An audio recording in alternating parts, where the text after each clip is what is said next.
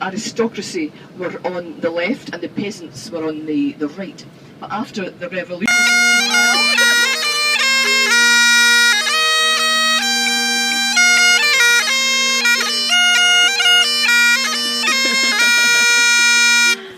Very nice. Awesome, awesome. Get the picture. Good picture of the whole event which happened here as well. So you're standing on the front lines of the government soldiers as they would have been looking across the field towards the Jacobite lines. Now, the regiments were varying in numbers from 450 men to 500 men per regiment.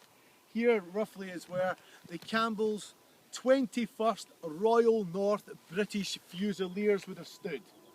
Now the name Campbell, you'll be familiar, that is a Highland name. So this isn't telling you that Highlanders themselves would have been standing here. The men are named after the commander of the regiment, who is a Campbell. So this is the 15th century weapon, which was used right up until 1689, up to the Battle of Killiecrankie, if you remember, with Bonnie Dundee. Now this weapon was used for hundreds of years, and it does go under a few different methods, or it's seen quite a bit of warfare. And when it was first invented, many men would have been wearing ringmail armour. Today you may call that chain.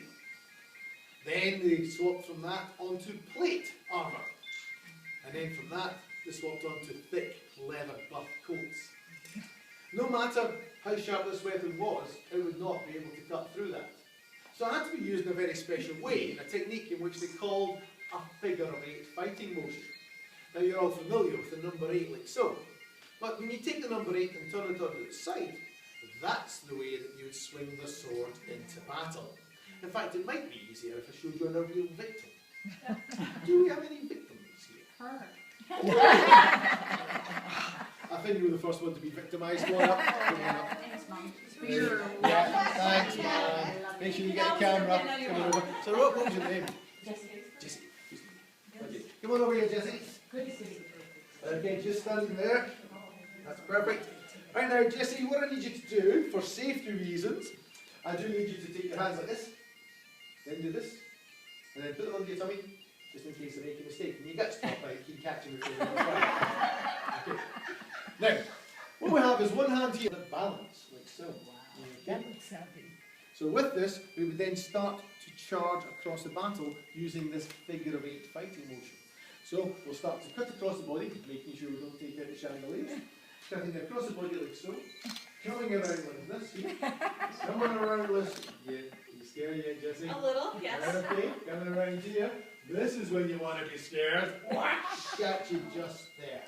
Yep. Yeah. Right, Jessie, hold on to the sword for me, 2 hands there. Perfect. Now, as you saw there, we're cutting across the body. The sword is extremely effective. This is how they managed to punch their way through the lines of the Munros and Barrows regiments, if you can remember. Now, there is a bit of a situation, and we'll leave it up to you to make up your own mind if you think that it's definitely a great idea or not. They believe that with the government soldiers, whilst they had been in Aberdeen, that they were being trained for the forthcoming battles. And the Duke of Cumberland had, of course, studied the Highlanders' way of fighting, and he'd watched his own Highlanders and his own army and how they fought. And he believes that he came up with a great idea. And the idea would be, as the Highlanders or the Jacobites come forward and they lift up their sword arm, you can see that there is no protection there. So the redcoat soldier now, with the bayonet on the end of his gun, instead of going for the man directly in front of him, for what he would do is he would just knock the bayonet out the way with the shield. He was to go for the man diagonally to the right. And as this man lifted up his right arm with his sword, then the redcoat soldier was to stick him under the arm with the bayonet on the end of the gun. Sound like a good idea? Sounds effective. Sounds effective. Now, remember when I mentioned to you about the British redcoat soldier going, okay, here we go. So, yeah, we're going to go for the man to the right. Here we go. Right, okay, yeah. And he sticks him underneath the arm with the bayonet. What happens to the man who's now got the bayonet stuck in him? Dies. He dies, but where does he die? Right on the end. Does he do the great Hollywood and fall back? No. Does he fall forward? Falls Yes. forward with the He falls nuts. forward because he's being pushed with a group of men behind him who are using them as a battering ram now, and they're pushing him into the line. Now you've got this redcoat soldier with a Jacobite stuck in the end of his gun. Okay? The only way this redcoat can go is to step back into his own line, which now creates confusion. Right. Or the bayonet on the end of the gun, and the bayonet for the gun itself, is dropped to the ground, like so. And as he looks up, there's a Jacobite coming over the top of his dead comrade to smack him over the head with his sword. That's cool.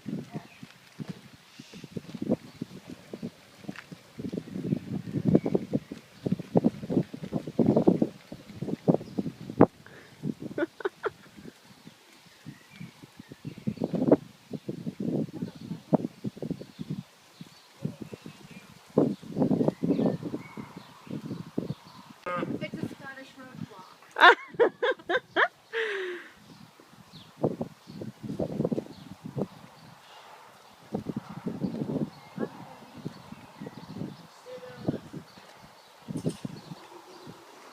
That's cool. He was like directing them. That was awesome.